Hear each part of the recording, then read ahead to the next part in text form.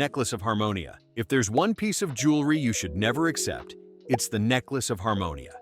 In Greek mythology, this shiny trinket looked gorgeous, flawless, glittering, the kind of necklace Instagram influencers would fight over. But the problem? It was cursed from day one. Crafted by Hephaestus, the smith god, it carried a magical doom that wrecked the lives of anyone who wore it. The necklace was originally given to Harmonia, the daughter of Ares and Aphrodite, as a wedding gift. And you know what they say, nothing says, "Congratulations on your marriage," like a piece of jewelry that curses your entire bloodline. After Harmonia put it on, her descendants spiraled into one of the most dysfunctional family sagas in Greek history. Think betrayals, murders, civil wars, all fueled by this one accessory. The curse carried on through famous figures like Oedipus and his doomed family, making sure that whoever owned the necklace was guaranteed heartbreak and disaster. You'd think people would eventually say, maybe let's not wear this? But no, people kept passing it around, like some kind of mythical hot potato of doom. The necklace of Harmonia proves that not every artifact gives you power or riches. Sometimes it just gives you drama, endless, bloody, soul-crushing drama. Imagine a family heirloom so cursed that every holiday dinner turns into a tragedy.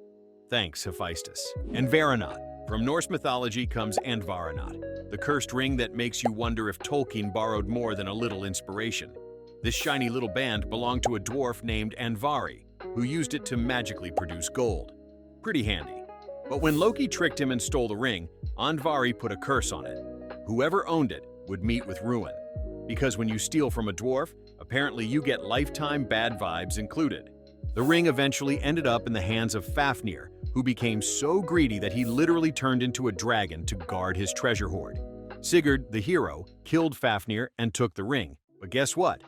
The curse followed him too.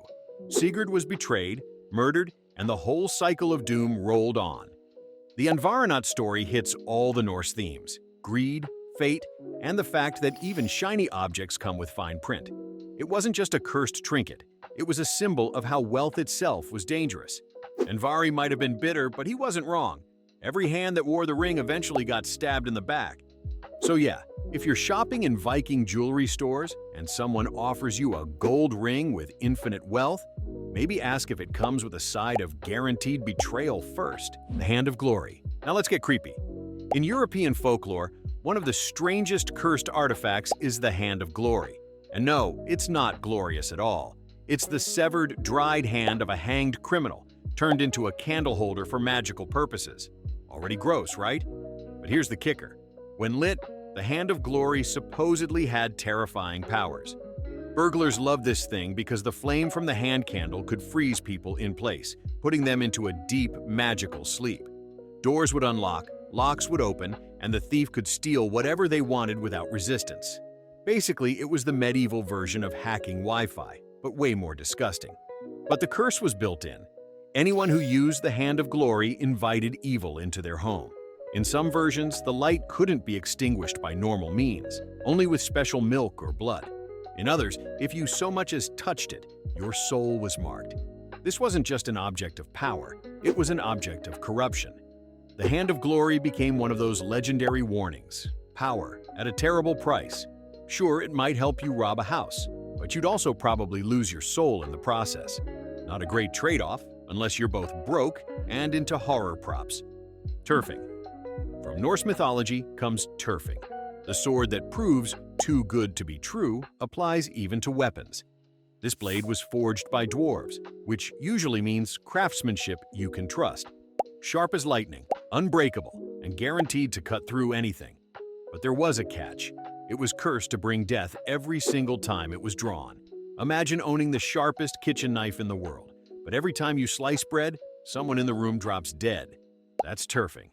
The sword was commissioned by a king who tricked the dwarves into making it, and they responded by slipping in this little curse as payback. From then on, tyrfing left a trail of bodies. It killed friends, family members, and even its own wielders when fate caught up with them. Heroes who thought they'd get an edge in battle quickly realized they'd signed up for a blade with a built-in murder subscription. What makes tyrfing terrifying isn't just the death count, it's the inevitability. You didn't have to be reckless. You could be the noblest warrior alive, but if you unsheathed it, blood had to be spilled. The lesson? Be careful what you wish for, especially if you're dealing with grumpy dwarves who don't like being cheated. The Seal of Solomon. The Seal of Solomon is one of those legendary artifacts that shows up in myths across cultures, from Jewish tradition to Arabic folklore. Supposedly, it was a magical ring given to King Solomon that allowed him to command demons, spirits, and even animals. Pretty handy if you're building a temple and need a supernatural construction crew. But here's the problem. Power over demons doesn't exactly make you popular with them. The ring had a dark reputation for driving its owner into obsession. In some stories, Solomon lost the ring, and a demon stole his throne for years while he wandered as a beggar. Talk about cursed fine print. Later traditions painted the seal as dangerous, even to those who sought it. People believed the ring's knowledge could unravel your mind, that mortals weren't meant to wield it without being consumed. Whether it was fact or legend, the Seal of Solomon became one of those artifacts that sounded amazing on paper. Total control of the supernatural. But in practice, it ruined more lives than it helped. Kind of like installing the world's most powerful app on your phone, only to realize it immediately bricked your soul. Pandora's box. Now for one of the most infamous cursed items of all, Pandora's box. Except it wasn't technically a box. In the original Greek version, it was a jar, pythos. Either way, it contained every misery you can imagine: disease, pain, death, chaos. And of course, someone eventually opened it. Pandora was created as a punishment for humanity.